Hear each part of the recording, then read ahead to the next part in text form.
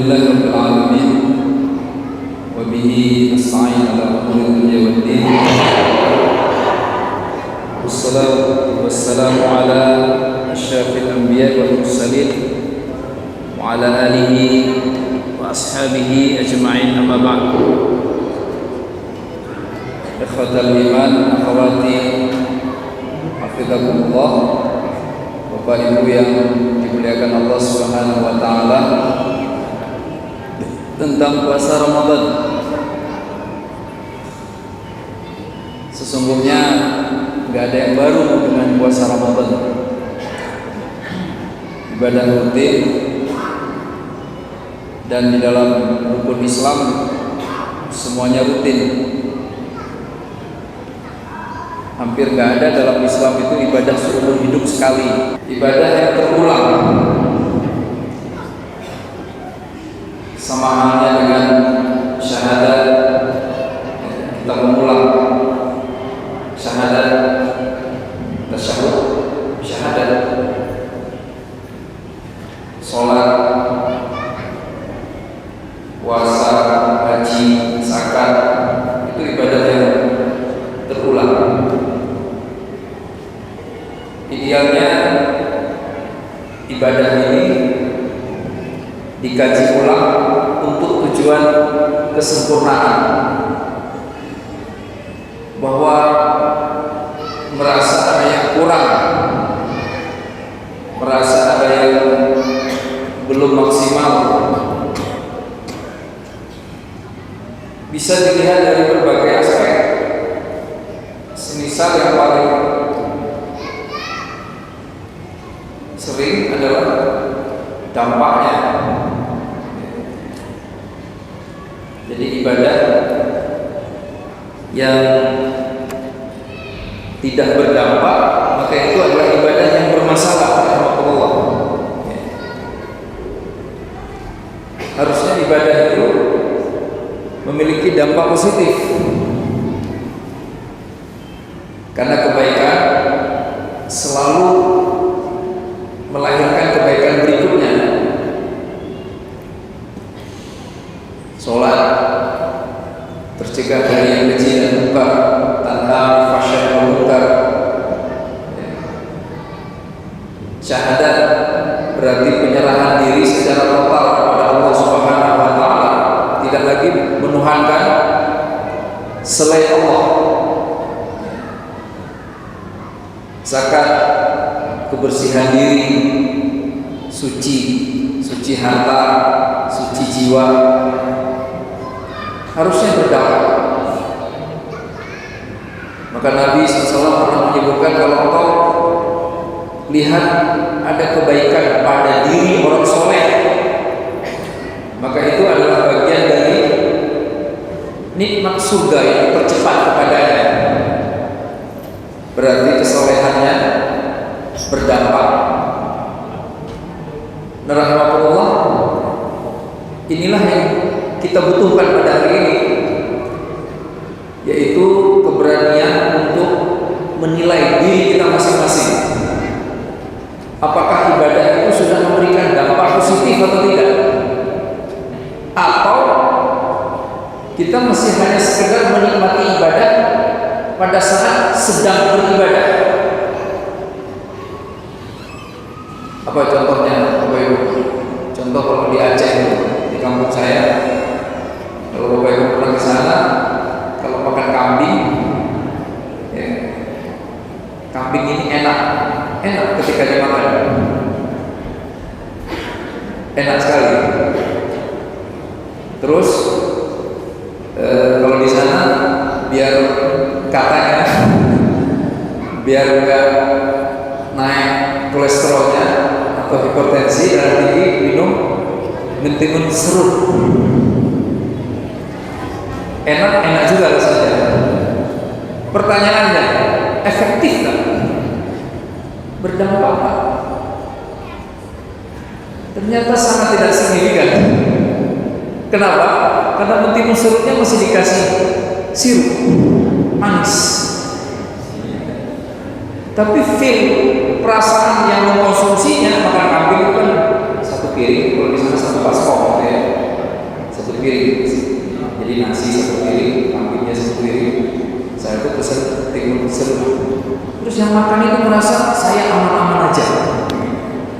sehat-sehat aja. Padahal tidak begitu realitanya. Jadi sering sekali dalam hidup ini, ketika kita melakukan sesuatu untuk sesuatu itu, makan untuk enak, kenyang, kerja agar sibuk biar gak diem di rumah aja, berkeluarga biar kalau ditanya orang, saya punya suami, saya punya istri, sampai anak-anak sekolah juga sama. Kenapa anak sekolah? Di sekolah harusnya nggak sekolah. Iya, kenapa sekolah? Dia jawab apa? Ya biar sekolah, biar aku dibilang anak sekolah. Jadi sekolah untuk sekolah.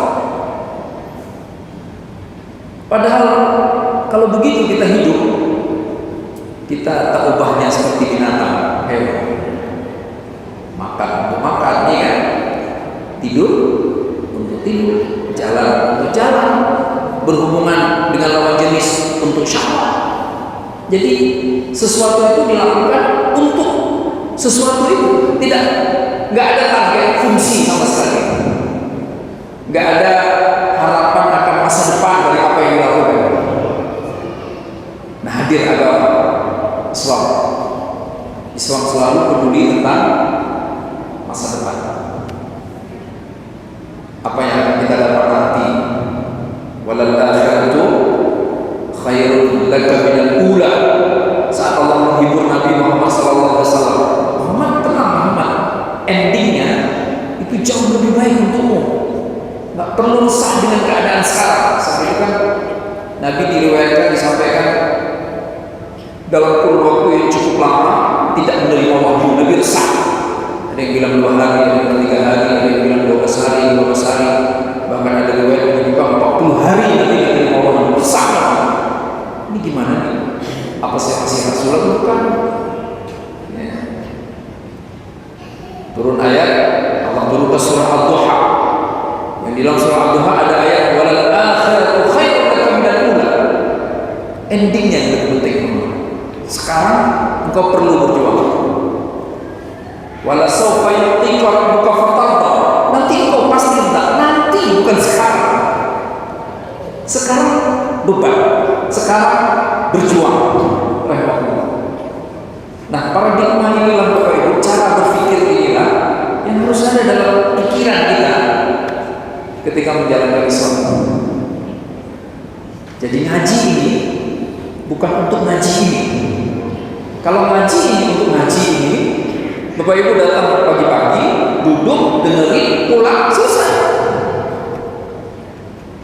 Sholat juga sama, sholat subuh untuk sholat subuh, datang sholat subuh, sholat, selesai, pulang. Tapi kita harus peduli tentang saya dapat apa sih? Ini kenapa diulang? Sholat 5 kali sehari, total 17 rakaat, Ramadan setiap tahun 1 bulan, terus diulang selama kita bernyawa. Cuma haji saja yang boleh cukup sekali. Itu karena Allah ingin memberikan keringanan di jalan yang cukup jauh, ya, dan sebagainya. Ya. Berarti ada target yang ingin dicapai oleh Allah. Nah, peristiwa atau kegiatan tarhib Ramadan itu atau ngaji mempersiapkan Ramadan itu dihadiri oleh mereka-mereka yang merasa target Ramadannya belum tercapai. Dan kita semua harus memiliki perasaan ini bahwa Ramadan yang lalu, Ramadan tahun lalu belum begitu baik. Ada banyak yang kelewat. Kok rasanya Ramadannya bagus, tapi begitu masuk Idul Fitri semuanya hilang. Dan itu yang kita saksikan setiap tahun, setiap Syawal, khususnya bapak-bapak. Ya, bapak-bapak pasti merasakan itu. Ya, hadir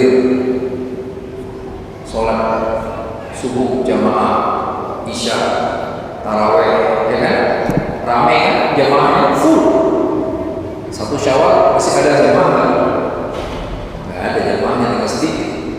Oh, ada yang rasa ya kan pada pulang kampung katanya. Jadi kampung itu sepi masjidnya, ya kan? Harusnya musim mudik di kampung masjid penuh, ternyata juga enggak. Ya. Jadi jamaahnya nggak bermigrasi ke kampung, nggak sama sekali, mereka main doang ke kampung, nggak ke masjid. Padahal target Ramadan itu nomor satunya la'allakum tattaqun. Bapak Ibu, la'allakum tattaqun, agar bertakwa. Takwa itu takut, biar hidup dengan ketakutan.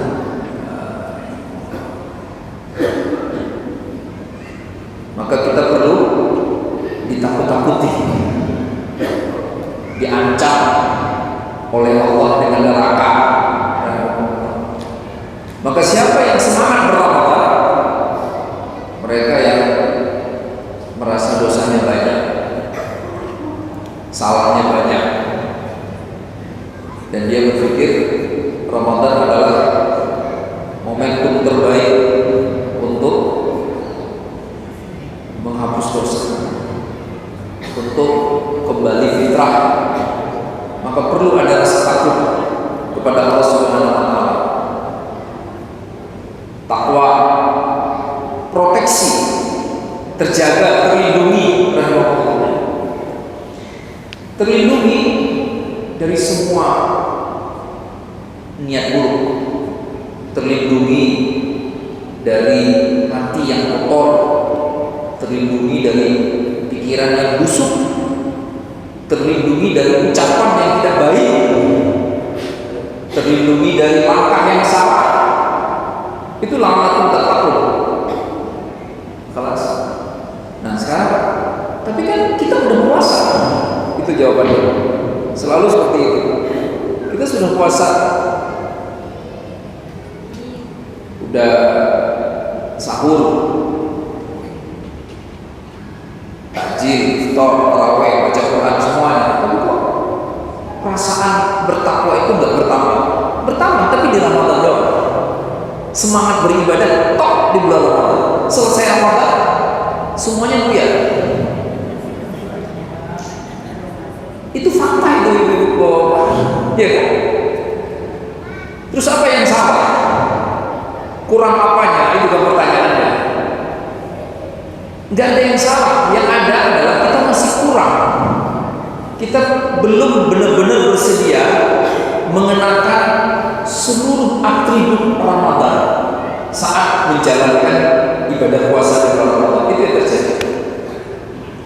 Bicara proteksi, Bapak Ibu, kalau naik motor pakai helm aman nggak? Terlindungi kan? Benar. Aman nggak? Gimana kalau helmnya nggak dikaji?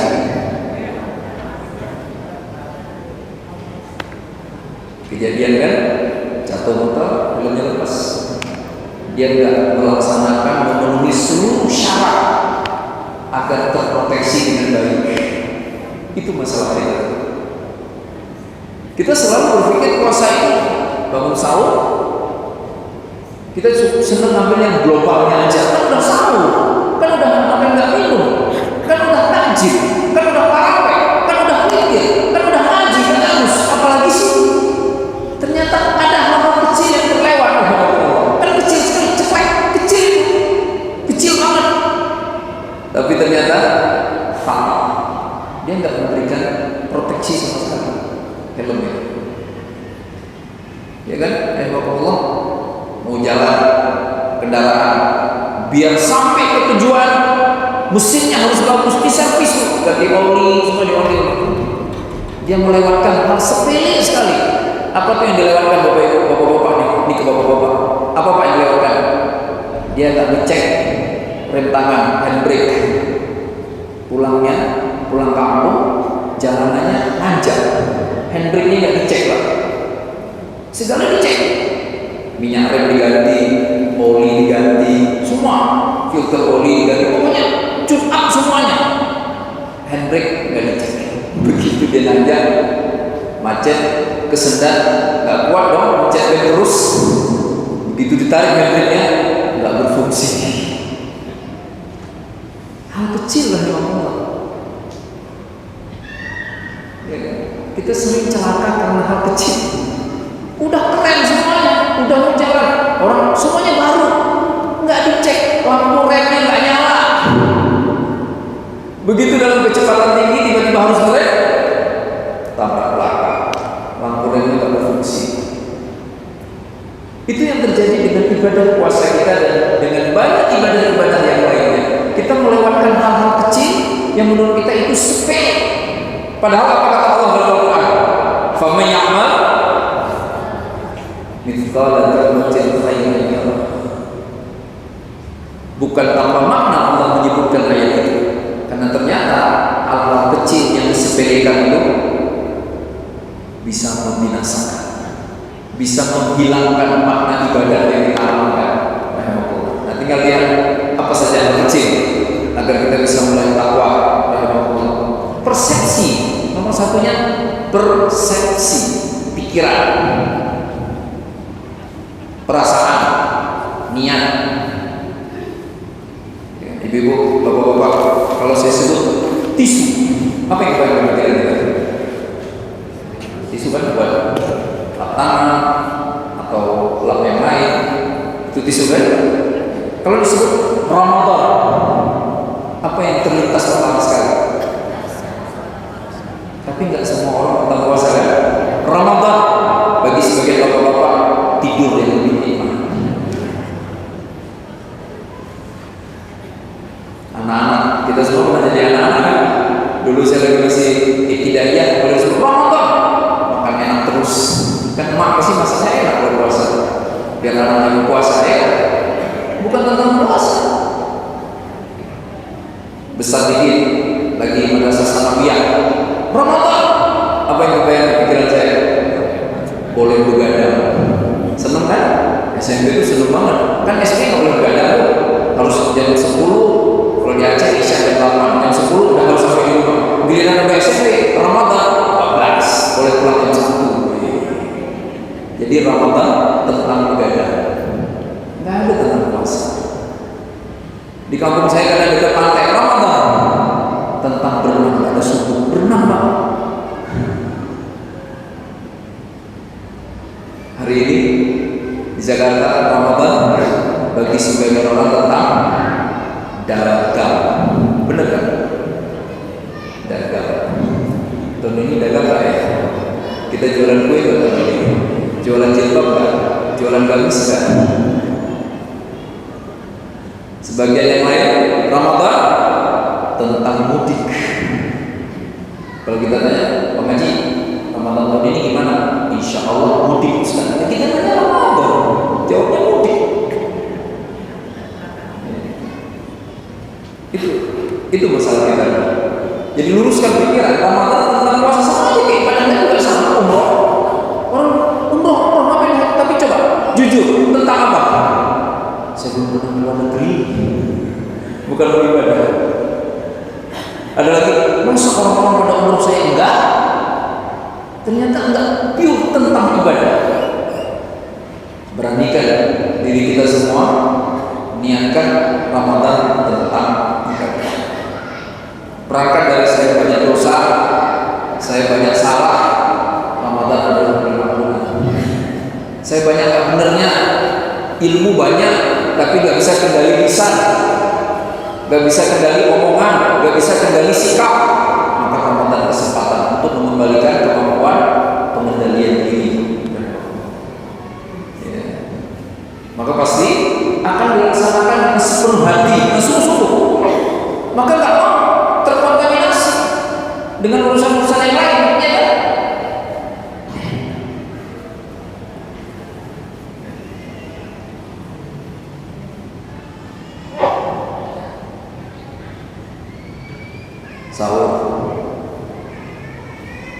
Sahur tentang makan atau tentang ibadah? Pernah nggak Nabi ngomong gini? Awas kalau nggak sahur nanti nggak kuat puasa. Tapi pernah ngomong gitu? Enggak. Nabi nggak kaitkan sama sekali antara sahur dengan kekuatan untuk berpuasa di siang hari. Walaupun kemudian tinjauan ilmu kesehatan mengatakan sahur itu penting. Selalu begitu Islam, selalu benar jika dilihat isu utamanya ibadah, berangkat karena ibadah.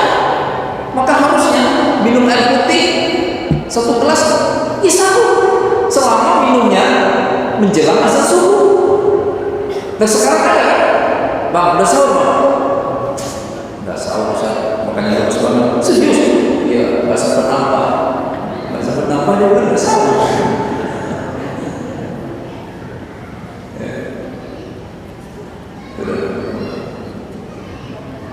Mungkin ada yang bilang, ya, tapi kan tak apa makan banyak. Iya tak apa. Tapi ketika isunya berpindah, pasti ada dampak negatifnya. Apa itu? Semangat banget sahur, biar saya kuat puasa. Suatu hari dia nggak bangun sahur, dia puasa apa? Nggak puasa. Dia bilang, maaf aku nggak puasa, makanya kan nggak bangun sahur. Gitu. Gara-gara kita terlanjur berpikir sahur itu tentang kekuatan di siang hari ketika berpuasa. Yang kedua, sahur. Saking semangatnya, saking nikmatnya, habis selesai sahur masih ada 15-20 menit menunggu azan subuh, tidur. Subuh ke masjid nggak bakalan. Apalagi kalau hari ini libur, lewat udah. Begitu dibangunin sama istrinya, Pak bangun azan subuh ya. Allah 20 menit ini sampai di rumah tidur lagi sekarang. Gara-gara mispersepsi tentang sahur. Padahal sahur ibadah, bukan tentang makan, tentang ibadahnya. Ya. Siang hari di bulan Ramadan kan latihan pengendalian diri. Makanya kata Nabi, Allah nggak butuh laparmu, Allah nggak butuh dahaga. Kalau engkau tidak bisa jaga lisan, latihan pengendalian lisan. Ngomong hanya yang baik. Wal kalimatut thayyibatu shadaqatun, kata Nabi. Kalimat yang baik itu, kata-kata yang baik itu sedekah. Ya. Latihan lisan. Kalau perkara nggak makan nggak minum ya udah pasti. Itu sama kayak anak kita sekolah, Bapak Ibu. Sekolah masa bikin, nah kamu gimana sih? Kamu sekolah nggak? Sekolah mama nggak lihat aku tiap pagi berangkat pulang siang. Tapi kan kamu nggak ngerjain tugas, nak, nggak ikut ujian. Emang harusnya makan yang paling penting berangkat pagi pulang siang, berangkat pagi pulang siang. Itu anak senewen. Itu sama kayak suami ibu, tiap pagi berangkat kerja, sore pulang. Habis sebulan ibu nanya, ya nggak ada gajinya. Emang harus ada gaji ya? Kan yang penting kerja. Itu masih waras ya suaminya? Ya nggak waras. Bener puasa itu nggak makan nggak minum, tapi intinya ukurannya pengendalian diri, targetnya pengendalian diri. Dia nggak asal ngomong, nggak asal berbuat, nggak asal lihat. Dia selalu berusaha untuk mengendalikan diri. Barulah puasanya berkualitas di sisi Allah Subhanahu wa Ta'ala. Ya. Tapi sekarang enggak kan? Sekarang apa yang terjadi? Orang puasa paling keren, orang yang paling merasa lapar, benar nggak? Duduk lemus, kalau di Aceh bilangnya kayak kucing kelaparan, udah melingkar badannya. Kenapa bang? Lapar banget ya Allah, hari pertama puasa. Itu kayaknya keren banget puasanya.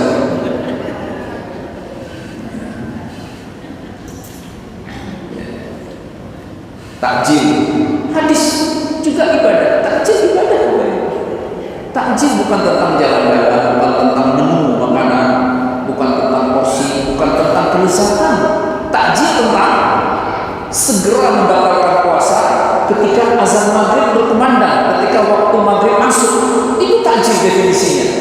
Jadi Nabi tidak pernah menyebut jenis makanan.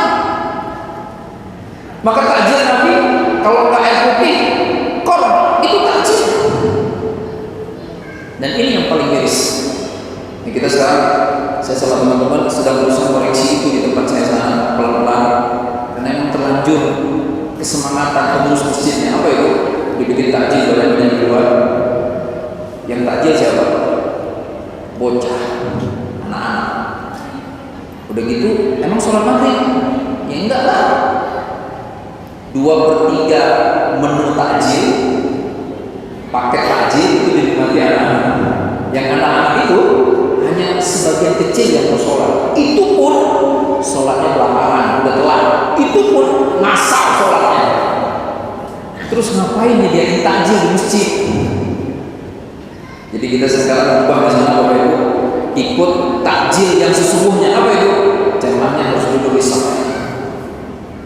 Jadi nggak duduk di luar. Dikasih apa? Dikasih lampu gelas sama kurma di bawah. Jamaahnya sudah berduduk. Allahu Akbar. Minum, makan kurma. Selesai azan, udah harus selesai.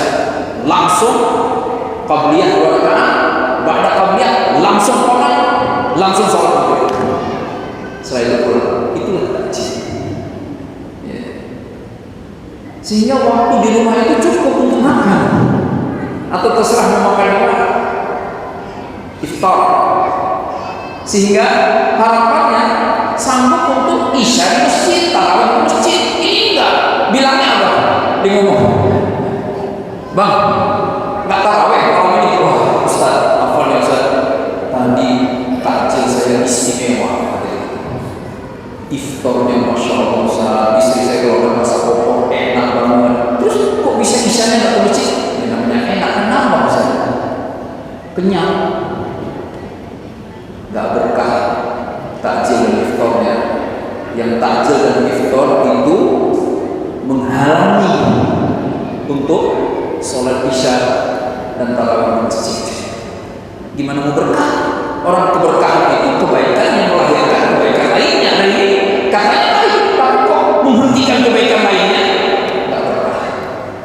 Ya, Ibu, takjil sederhana, iftar silahkan saja nikmat, bergizi, tapi pastikan porsinya memampukan anggota keluarga, khususnya yang laki-laki, untuk isya, tarawih, witir di masjid. Kelas. Nah kemudian terakhir tarawih, kita bahas yang rutin. Kesannya kayak udah tarawih, tapi apa yang terjadi dari waktu itu? Allahu Akbar, imam ya kan? Kita kan takbir juga. Allahu Akbar, ngitung Pak, 1 dari 11. Kalau itu 11 rakaat. Ngapain ngitung? Kan ada imam. Emang kita imam?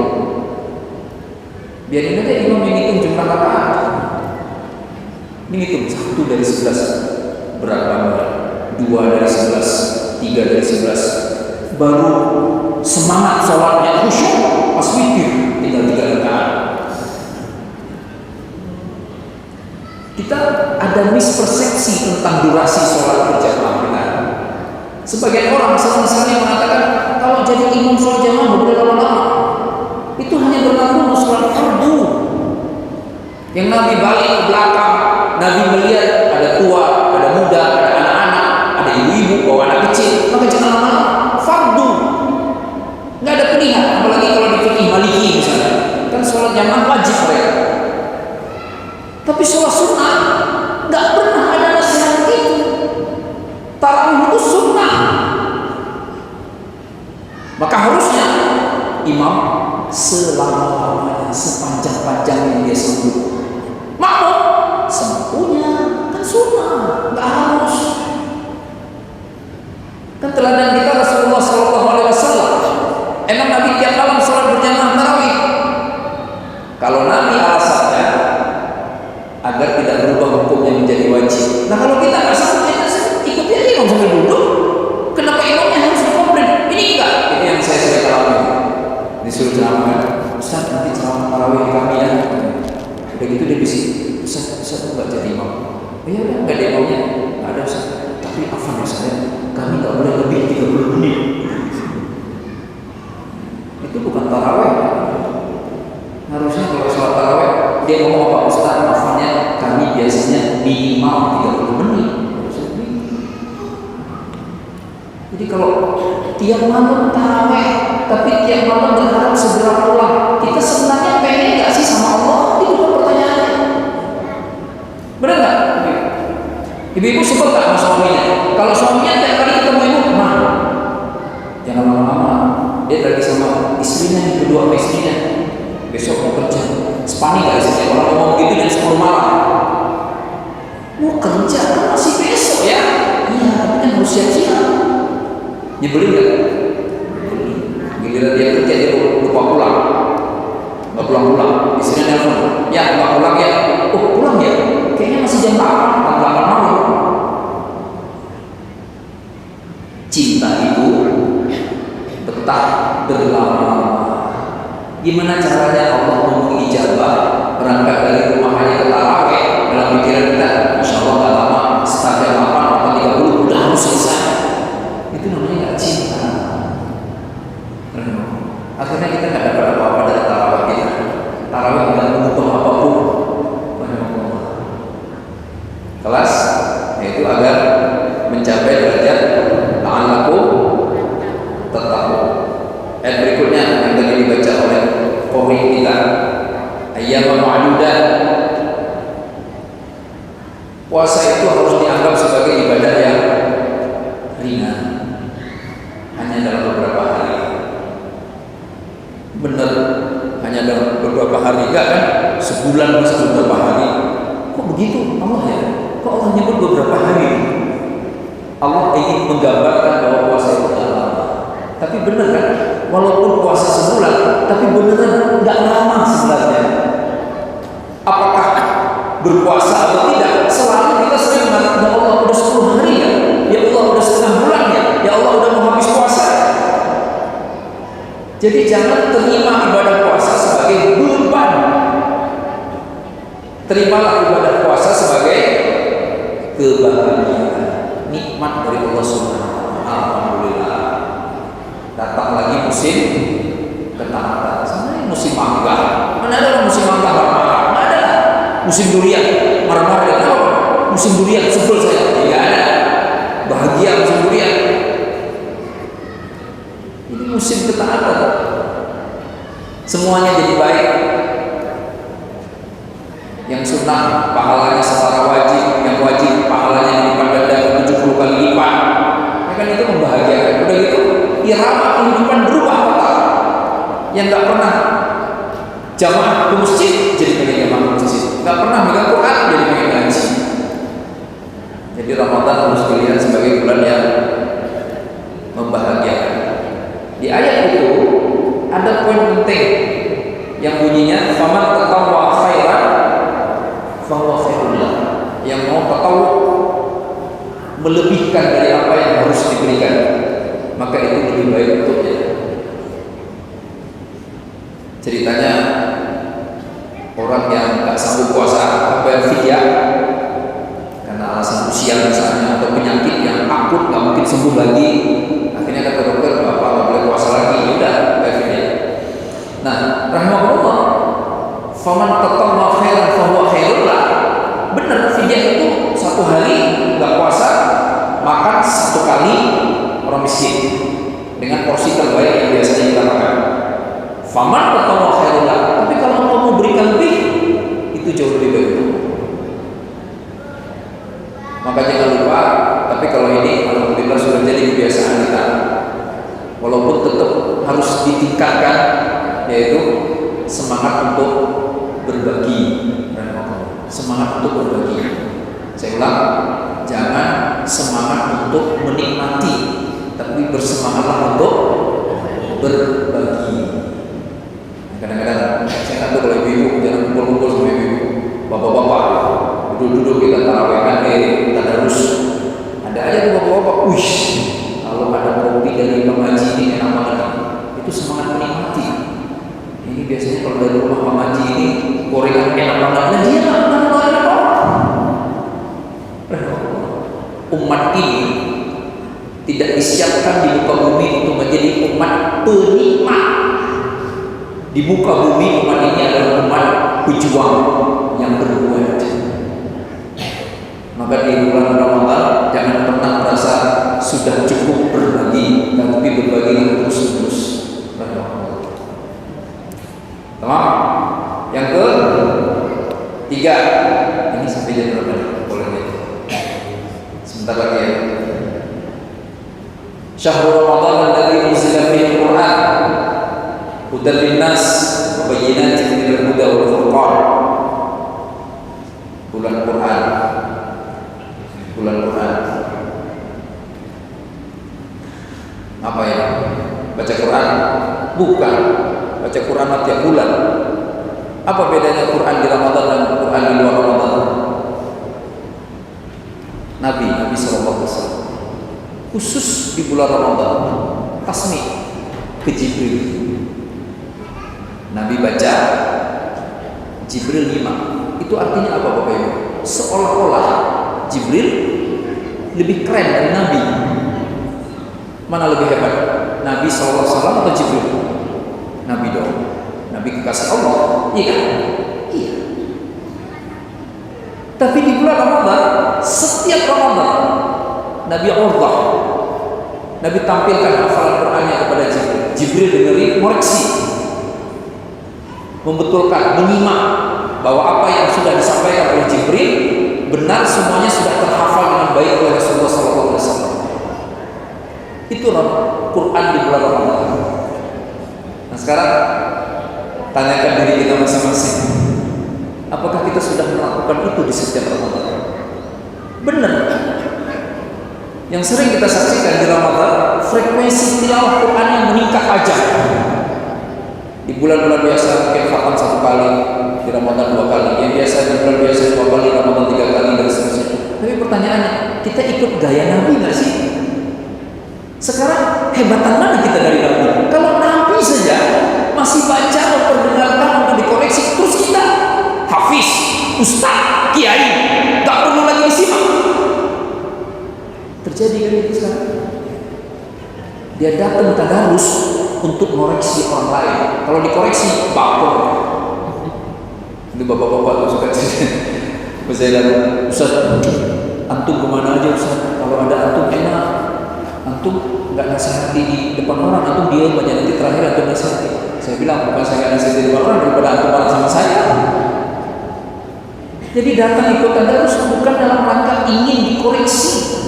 Padahal itulah inti ibadah Quran di bulan Ramadan, agar bacaan Quran kita dikoreksi. Tadarus. Majtama'a qaumun fi baitin min buyutillah yatluna kitab Allah. Tidaklah suatu kaum berkumpul di sebuah rumah Allah, masjid, baca Al-Quran bersama-sama, kecuali akan turun rahmat, turun sakinah, turun malaikat. Allah sebut nama mereka di sisi Allah. Yatadarasunahu bainahum. Mereka saling belajar tentang mereka. Saudaranya salah, dia koreksi, dia salah, dikoreksi. Ya. Jadikan Ramadan sebagai momentum itu, bikin Bapak Ibu tadarus yang niatnya, peserta tadarusnya niatnya bukan ngajari, tapi dikoreksi. Siapapun kita, terserah mau di level apapun. Ya cerita tadi aja, masa Nabi dikoreksi Jibril yang benar aja sih.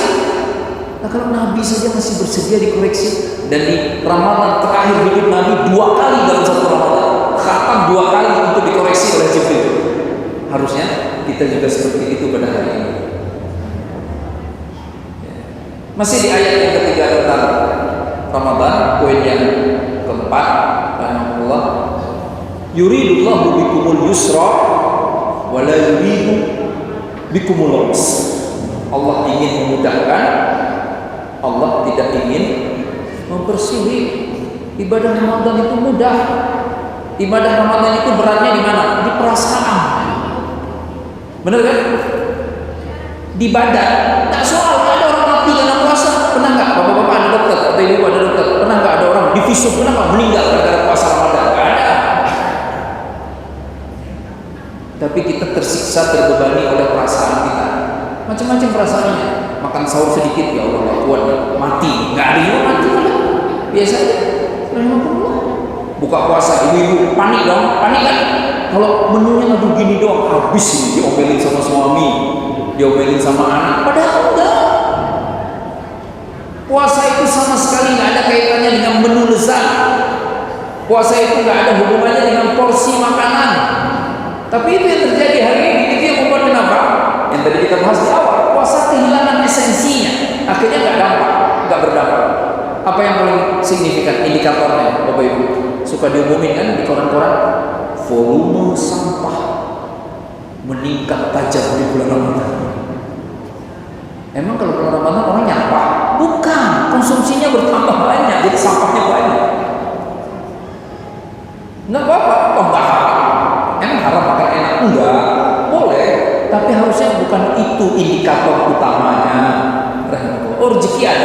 bisa beli makanan enak, beli aja nggak apa-apa. Tapi jangan jadikan itu sebagai ukuran keberhasilan ibadah puasa di bulan Ramadan. Yang terakhir, rahmatullah. Sampai jam berapa nih? Ada jam berapa? Masih bisa 15 menit ya? 15 menit. Berarti nggak usah yang terakhir. Lanjut aja terus. Yang ke 5 ayat setelahnya. Di kalangan mufassirin yang bergelut di bidang tafsir mawdu'i, tafsir tematik, mereka memilah. Jadi 3 ayat pertama 183, 184, 185 itu isunya berbeda dengan ayat 186. Wa idza sa'alaka 'ibadi fa inni qarib. Sebagian menganggap ini tentang doa, tidak ada kaitannya dengan puasa. Tapi sebagian mufassirin lain mengatakan, iya tentang doa, tapi pertanyaannya kenapa Allah tempatkan dihimpit oleh ayat puasa? 185 masih tentang puasa Ramadan, 187 juga masih tentang Ramadan. Tiba-tiba ada ayat tentang doa. Ramadan bulan mustajab, itu maknanya. Ramadan bulan mustajab. Sudahlah bulan yang mustajab, orang yang sedang berpuasa juga mustajab. Maka syarat agar doa dikabulkan cuma satu toh. Apa itu? Minta. Minta baru Allah kabulkan. Kalau nggak minta Allah nggak kabulkan. Dalilnya wa idza sa'alaka, kalau hambaku minta, katakan ke hambaku, aku dekat, aku pasti ijabah. Nomor satunya minta, jangan sampai nggak minta. Maka perbanyaklah doa di bulan suci Ramadan. Ini momentum terbaik. Allah panjangkan umur kita agar kita bisa berdoa. Lagi-lagi Allah ingin mudahkan, Allah tidak ingin membebani. Ada yang bilang, Ustaz, saya nggak hafal doa. Nggak usah hafal, orang doanya singkat. Apa doa yang diajarkan oleh Nabi di 10 malam terakhir? Allahumma innaka afuwwun tuhibbul afwa fa'fu anni. Ya Allah, Engkau pemaaf. Bukan, kalau pemaaf ghafur, ghufranud dzunub. Ghafur itu ditutup mizani didosani. Ghafur. Afur lebih tinggi dari ghafur. Kita suka bahasa Indonesia, semoga sehat wal afiat. Afun afiat, selamat artinya. Jadi arti dari doa itu, ya Allah, Engkau penyelamat, maha penyelamat, senang memberi keselamatan, selamatkan aku. Kalau udah minta selamat, udah beres semuanya. Gak mungkin orang diselamatin sama Allah masih banyak dosa, pasti dosanya diampuni. Gak mungkin diselamatkan oleh Allah masih ada masalah dalam hidupnya, pasti masalahnya diselesaikan. Maka doanya singkat, tapi harus diulang-ulang. Allahumma innaka afuwwun tuhibbul afwa fa'fu anni. Nah, ini nih di 10 malam terakhir Ramadan, momentum orang sering iktikaf di masjid. Iya enggak? Iktikaf. Udah dia datang iktikaf bawa apa? Bantal, alas tidur, sarung selimut, bawa apa lagi? Tumbler, isinya teh manis, hangat, enak kan? Pokoknya lengkap, tambah lagi buat tutup mata. Apa tuh namanya? Udah gitu masuk ke masjid, nyari apa? Muter. Bang, nyari apa bang? Nyari tembok, biar bisa nyender. Terus saya bilang, itu ada di depan. Ya gak enak Ustaz. Nah katanya nyender. Ya sekalian bahan. Ini bilang, katanya iktikaf. Kita kehilangan esensinya. Nah, lagi-lagi Bapak Ibu, kita sedang gagas, sudah mulai berhasil tahun lalu. Di beberapa masjid diumumkan jamaah iktikaf dilarang bawa alat tidur ke ruang utama masjid. Masya Allah. Jadi kalau mau tidur nggak perlu ke masjid, di rumah aja tidur. Tertidur nggak ada bangunin, kan niatnya nggak tidur, mau ibadah.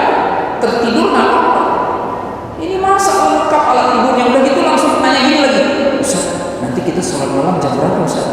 Jam 2. Oh ya, saya langsung tidur ya Ustaz.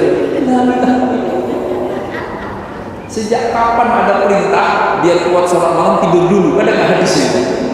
Benar, kebiasaan Nabi tidak suka ngobrol-ngobrol habis isya, tidak suka tidur sebelum isya. Artinya kalau harus ngobrol, Nabi sebelum isya, pada isya Nabi sebenarnya langsung tidur. Tapi Nabi nggak pernah mengatakan cepat tidur biar kuat sholat malam. Enggak.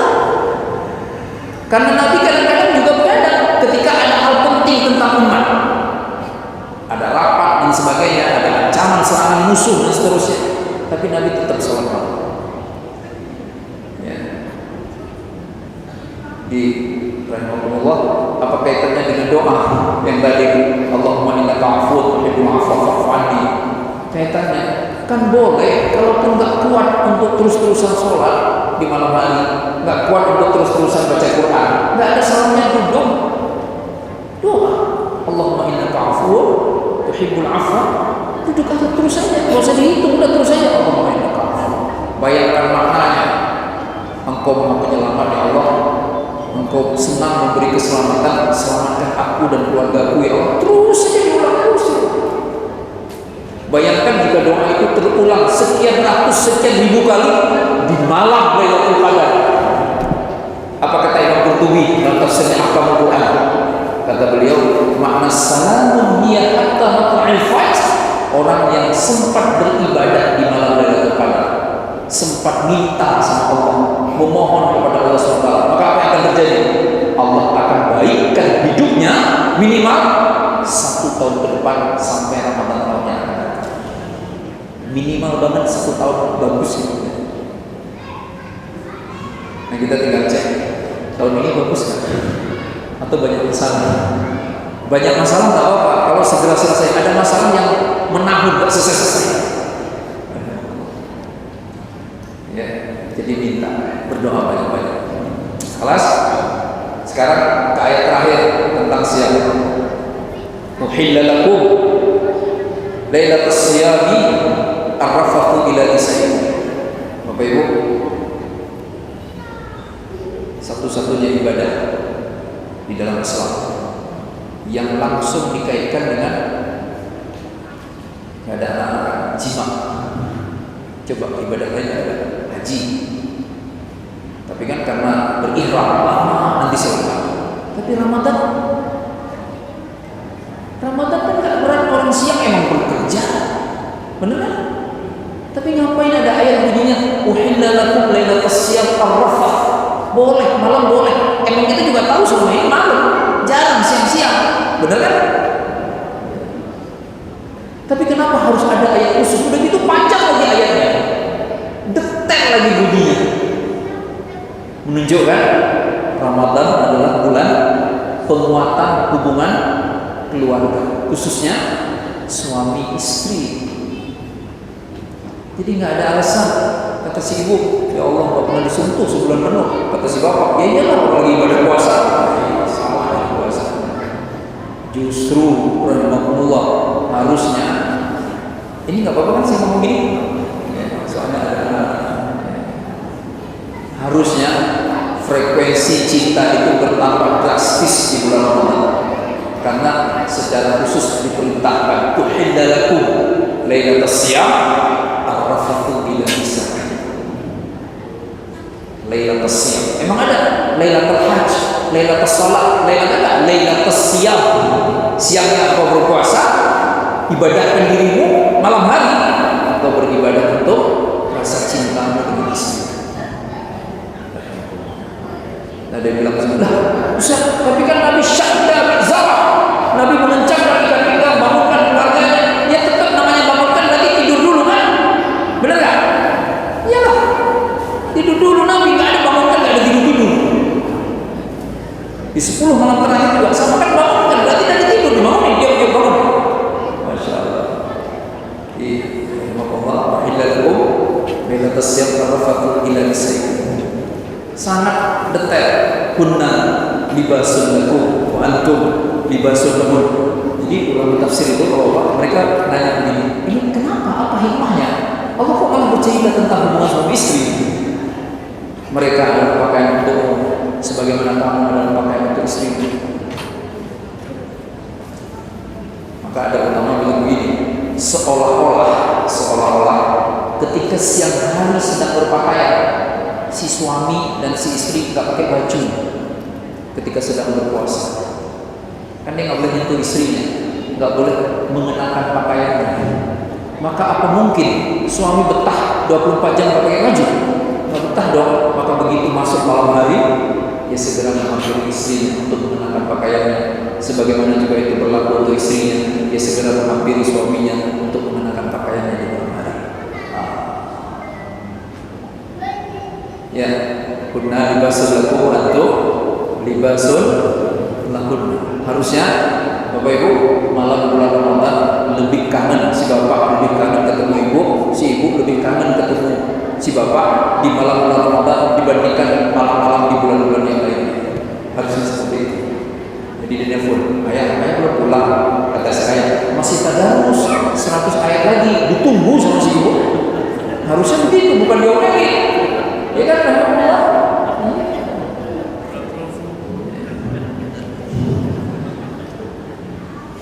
Kata ayat, bukan kata saya. Alimallah annakum kuntum takhtanuna anfusakum fataba alaikum wa afa ankum fal'ana bashiruhunna wabtaghu ma kataballahu lakum. Allah tahu engkau mengkhianati dirimu. Jadi dulu ini keteladanan para sahabat, mereka siang hari nggak bisa dekat sama istri karena berpuasa itu masalah ternyata. Mereka pengen banget sama istri. Begitu buka puasa pengen banget sama istri. Maka Allah katakan, Allah tahu engkau sebenarnya menahan hasrat itu. Sekarang Allah maafkan, Allah ampuni, Allah terima taubat, silakan. Basyiruhunna wabtaghu ma kataballahu lakum.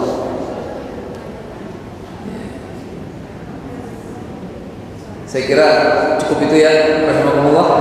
5 hal agar puasa kita lebih bermakna.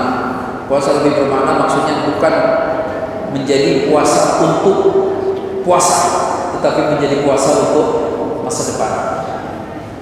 Kalau perlu puasa untuk sepanjang hayat hidup juga, karena khairun min alfi syahr. Saya ulang, nomor 1 tadi, jangan lupa target terproteksi dari semua yang buruk, terjaga.